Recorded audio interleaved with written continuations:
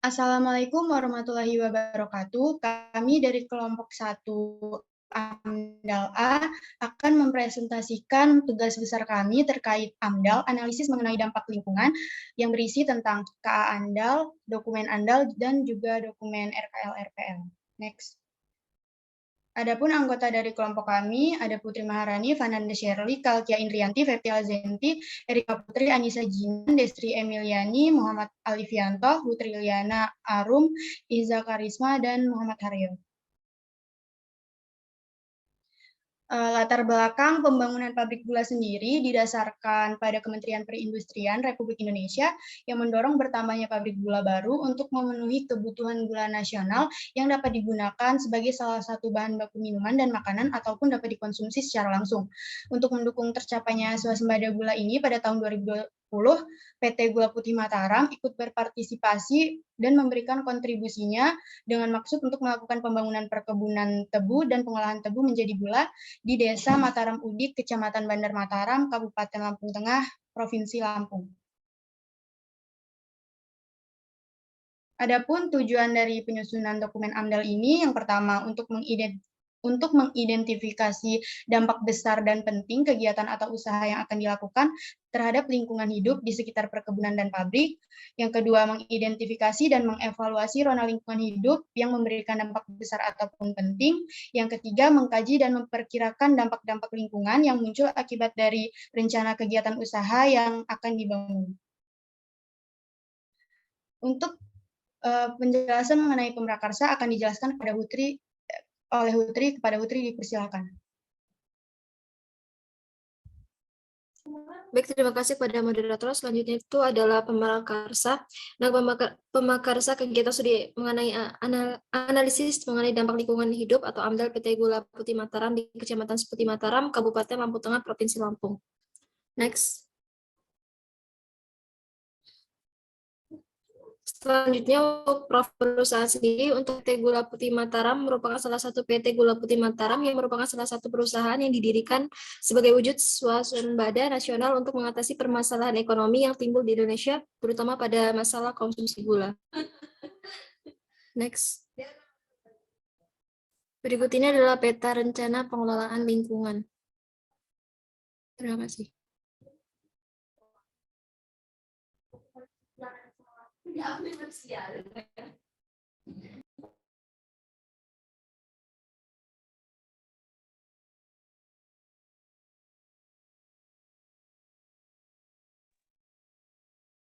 Selanjutnya untuk perlingkupan, berdasarkan Permen LHK nomor 4 tahun 2021, kegiatan perkebunan tebu ini merupakan kegiatan usaha yang wajib AMDAL. Kemudian GPM ini merupakan ke dalam kategori C dan dilakukan AMDAL pada semua skala besar AMDAL, UKL, UPL, dan SPPL karena kegiatan atau usaha tersebut ini menimbulkan perubahan tentang alam, gangguan sumber daya air, dan perubahan kualitas tanah.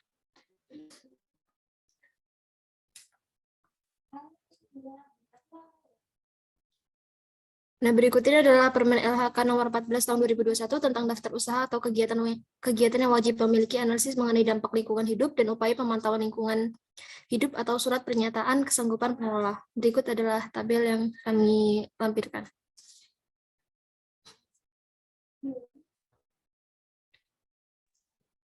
Baik, selanjutnya ada tahap prakonstruksi, tahap konstruksi, tahap operasi, dan juga pasca operasi akan dijelaskan oleh Putri. Kepada Putri, silakan. Baik, terima kasih moderator untuk kesempatannya. Yang pertama ini ada tahap prakonstruksi.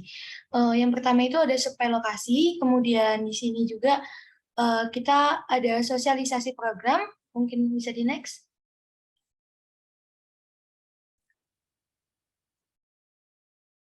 Next.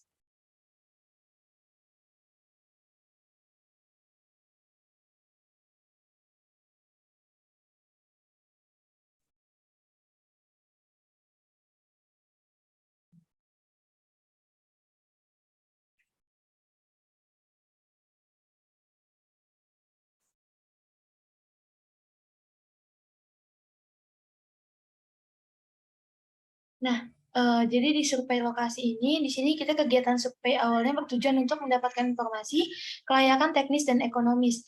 Kemudian di sini ada sosialisasi kegiatan atau usaha dilaksanakan oleh pihak pemrakarsa yang berupa ekspos rencana perkebunan tebu dan pabrik gula.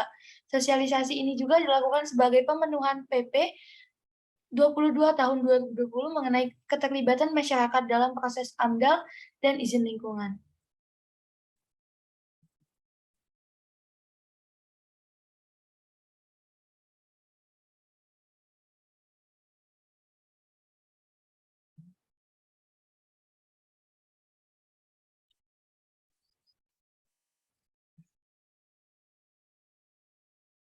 Baik, untuk selanjutnya ini ada tahap konstruksi. Untuk tahap konstruksi sendiri di sini ada 4, yaitu penerimaan tenaga kerja, pengoperasian alat berat, kemudian persiapan lahan dan jalan, dan pembangunan pabrik. Next.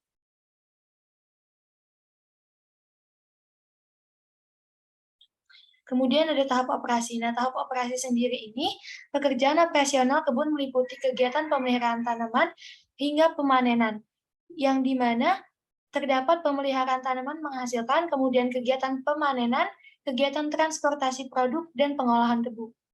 Next.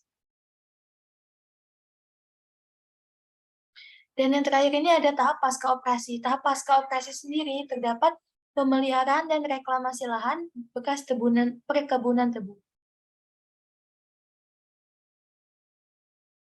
Next. Baik, selanjutnya untuk metode studi, metode perakiraan dampak penting, dan metode eval holistik akan dijelaskan oleh Desri. Kepada Desri, dipersilakan. Baik, di sini saya akan menjelaskan tentang metode studi, di mana metode studi menggunakan beberapa komponen. Yang pertama, komponen geofisik kimia, di mana di ruang lingkup geofisik kimia itu terdiri kualitas udara, kebisingan, kualitas air, dan stabilitas tanah. Yang kedua, sosial ekonomi, di mana kegiatan sosial ekonomi melingkupi kesempatan kerja, pendapatan masyarakat, transportasi, lalu lintas, dan persepsi masyarakat. Yang ketiga, kesehatan, di mana melingkupi gangguan kesehatan terhadap masyarakat. Next slide. Metode perakiraan dampak penting gunanya adalah untuk mengetahui metode matematis, metode analogi, metode perakiraan sifat penting dampak. Next slide. Yang pertama adalah metode evaluasi secara holistik, di mana metode ini gunanya untuk memperkirakan semua efek holistik yang secara signifikan yang diharapkan dapat menjangkau seluruh lingkungan. Next slide.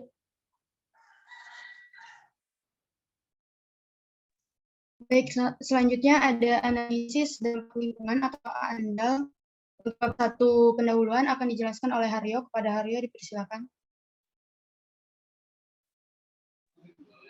Baik, di sini saya akan menjelaskan untuk bab 1 pendahuluan.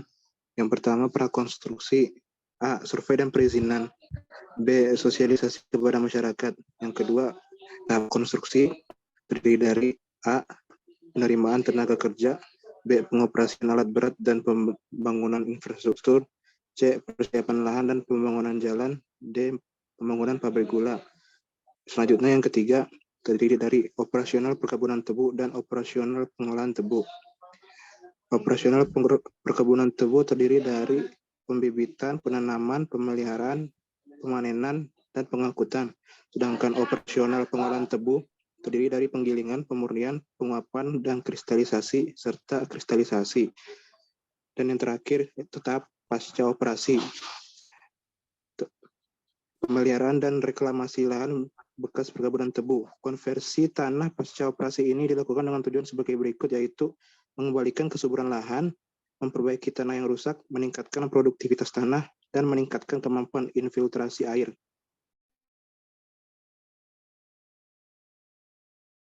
Baik, untuk bab 2, deskripsi rinci rona lingkungan hidup awal akan dijelaskan oleh Alif. Kepada Alif, dipersilakan. Baik, yang kedua ada deskripsi rinci rona lingkungan hidup awal. Yang pertama ada komponen geofisik kimia pada kualitas udara. Berdasarkan tabel perhitungan kualitas udara, maka didapatkan hasil kualitas udara di sekitar pabrik bersih atau clean air. Yang kedua ada kualitas dan kuantitas tanah. Kualitas tanah dari hasil perbandingan diperoleh bahwa parameter derajat pelulusan air yang melebihi baku mutu, di mana kondisi tanah saat ini memiliki derajat pelulusan air yang lebih tinggi daripada baku mutu. Namun, kondisi ini menguntungkan dalam menekan laju erosi, di mana dengan semakin tingginya derajat pelulusan, air akan run-off semakin rendah. Kemudian, bersumber pada data hujan pada tahun 2021, didapatkan rata-rata hujan bulan yang paling tinggi pada bulan November dan yang paling rendah pada Januari. Kemudian ada erodibilitas tanah dan pengelolaan tanaman dan jenis konversi tanah atau SIP.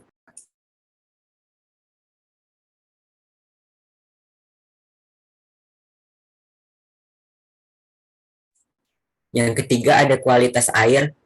Kualitas air yang pertama air permukaan atau sungai, pertanian maupun agroindustri merupakan salah satu penyumbang terjadinya penurunan kualitas air sungai. Hal ini terutama terjadi pada keempat sungai besar yaitu Wais Putih, Pengubuan, Wai Pegaduan, dan Wai Terusan.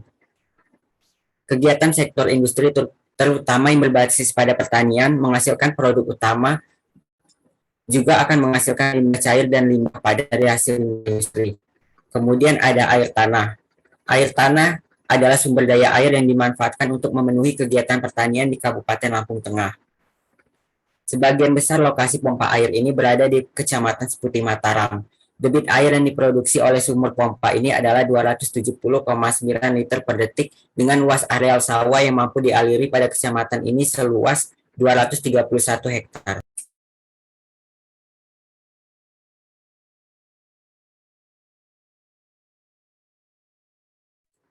Kemudian ada komponen ekonomi. Yang pertama, ekonomi rumah tangga didapatkan mata pencariannya berupa pertanian, industri, utama jasa, dan utama jumlah dengan persentase terbesar pada industri sebesar 35,31%. Kemudian tingkat pendapatannya didapatkan tingkat pendapatan terbesar pada utama jasa pada sektor industri sebesar lebih dari Rp1.494.780.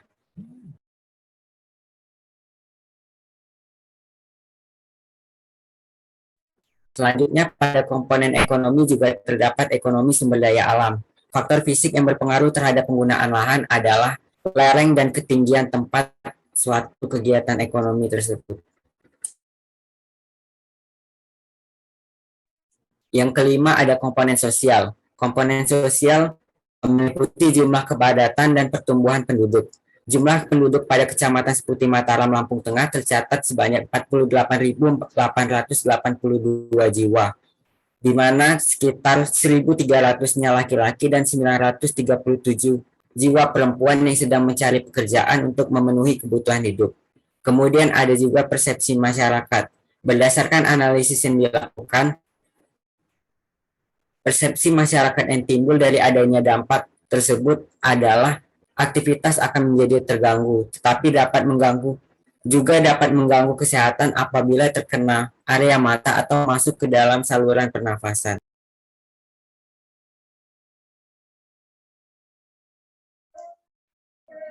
Baik, untuk bab 3, perakiraan dampak penting terdiri dari tahap prakonstruksi dan tahap konstruksi yang akan dijelaskan oleh Anissa Jinan. Pada Anissa dipersilakan. Baik, selanjutnya bab 3 yaitu perakiraan dampak penting. Pada tahap prakonstruksi ini ada 2 tahap yaitu survei dan perizinan.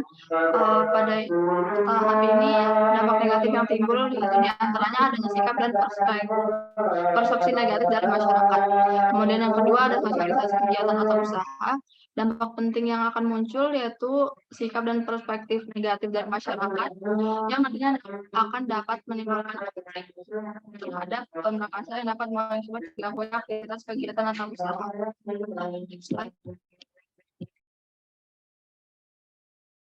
Kemudian ada tahap konstruksi. Yang pertama penerimaan tenaga kerja. Dampak yang ditimbulkan itu seperti adanya sikap dan perspektif masyarakat, di antaranya kecemburuan sosial. Ada pengoperasian alat berat dan pembangunan infrastruktur. Dampak yang ditimbulkan seperti RPX, CO, peningkatan kebisingan dan juga gangguan lalu lintas darat. Kemudian yang ketiga ada persiapan lahan dan pembangunan infrastruktur. Dampak penting yang ditimbulkan yaitu penurunan kualitas udara, peningkatan kebisingan, peningkatan erupsi, peningkatan sedimentasi, penurunan kualitas dan kuantitas air, serta gangguan lalu lintas darat. Lalu yang keempat ada pembangunan pabrik gula. Dampak penting yang ditimbulkan dari kegiatan ini yaitu penurunan kualitas udara ambien.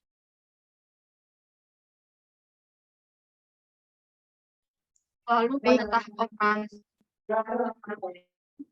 Baik, selanjutnya untuk perakiraan dampak penting pada tahap operasi dan tahap pasca operasi akan dijelaskan oleh Iza. Kepada Iza, dipersilakan.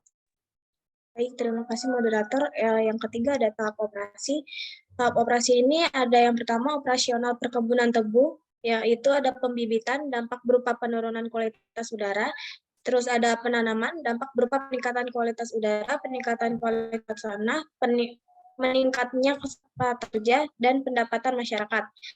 Lalu ada pemeliharaan tanaman, adanya penurunan kualitas udara, penurunan kualitas air, peningkatan kesempatan kerja, dan pendapatan masyarakat. Lalu ada tebang angkut atau panen, penurunan kualitas udara, peningkatan kebisingan, peningkatan kesempatan, dan pendapatan.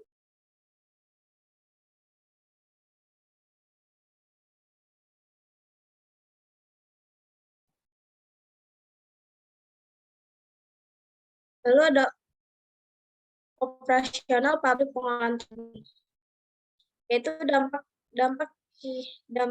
dampaknya yaitu penurunan kualitas udara, peningkatan kebisingan, penurunan kualitas dan kuantitas air permukaan, gangguan lalu lintas darat, serta peningkatan kesempatan kerja dan pendapatan masyarakat. Next.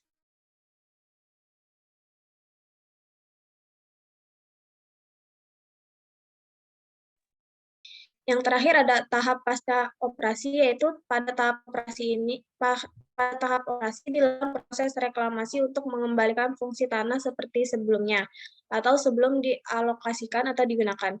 Dalam hal tersebut tidak terdapat dampak penting yang ditimbulkan.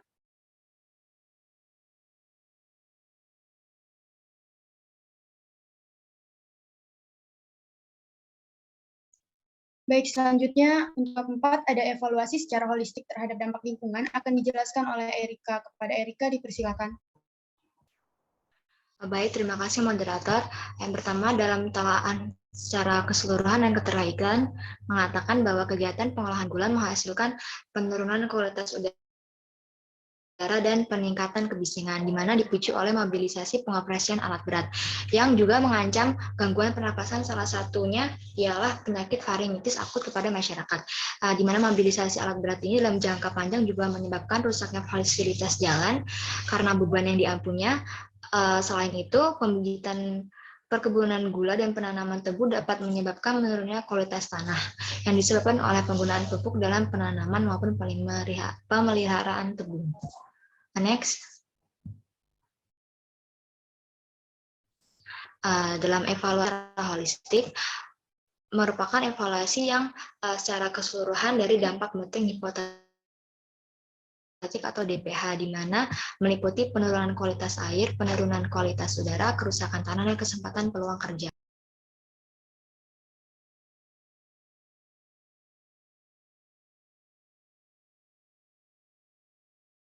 Baik, selanjutnya ada arahan pengelolaan dampak lingkungan dan juga kesimpulan kelayakan akan dijelaskan oleh Fananda. Kepada Fananda.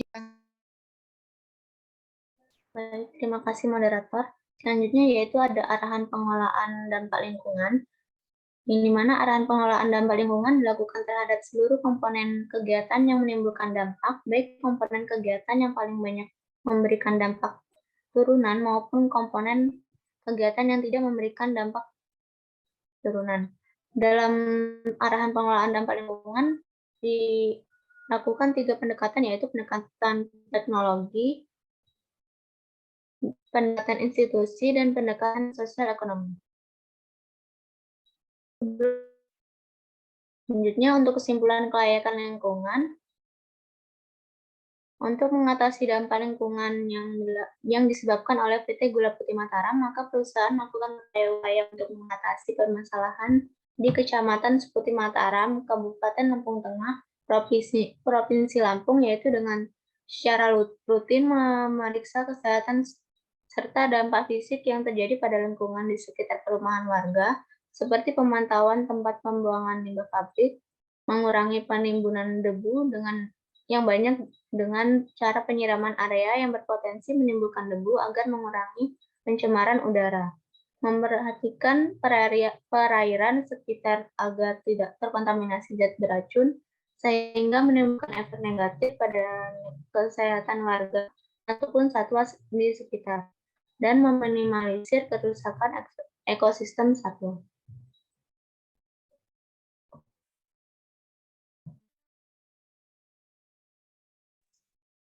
Baik, yang terakhir yaitu penjelasan mengenai RKL dan RPL akan dijelaskan oleh Kalkia. Kepada Kalkia dipersilakan.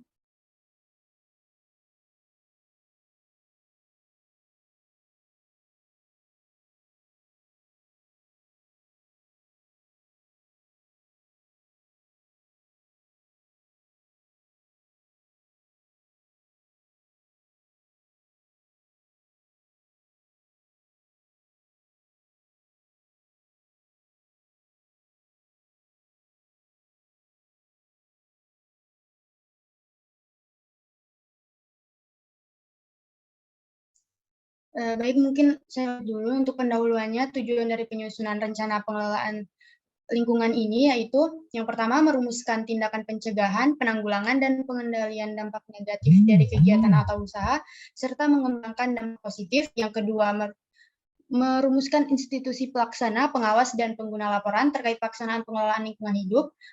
Kemudian untuk tujuan dari penyusunan rencana pemantauan lingkungan hidup, yaitu satu, merumuskan rekomendasi kegiatan pemantauan lingkungan yang dianggap sesuai dengan dilaksanakan pemrakarsa proyek dengan pihak lain. Yang kedua, memberikan data secara kontinu mengenai kecenderungan perubahan lingkungan pada lokasi kegiatan atau usaha sehingga dapat diketahui penataan berdasarkan ketentuan yang berlaku. Dan yang terakhir yaitu memberikan penjelasan kepada masyarakat untuk dapat merespons secara positif terhadap kegiatan atau usaha yang dilaksanakan. Next.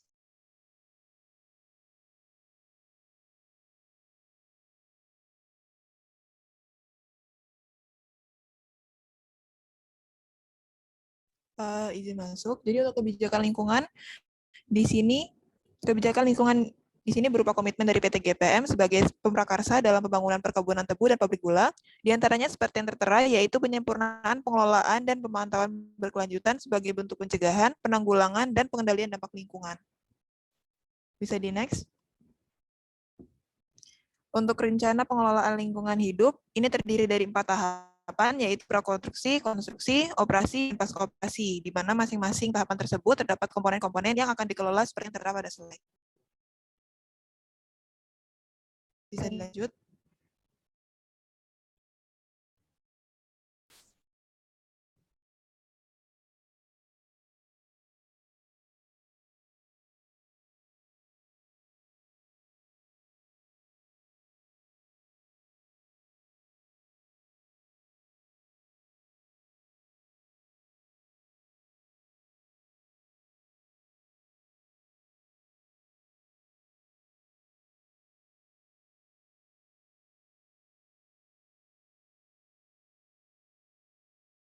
Kemudian di sini ada rencana pemantauan lingkungan hidup.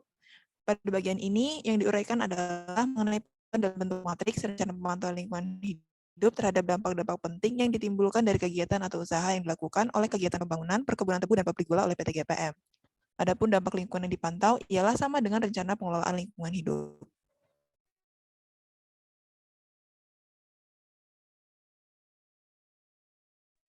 Berikut ini merupakan bentuk dari pernyataan komitmen pelaksanaan dalam dokumen RKL.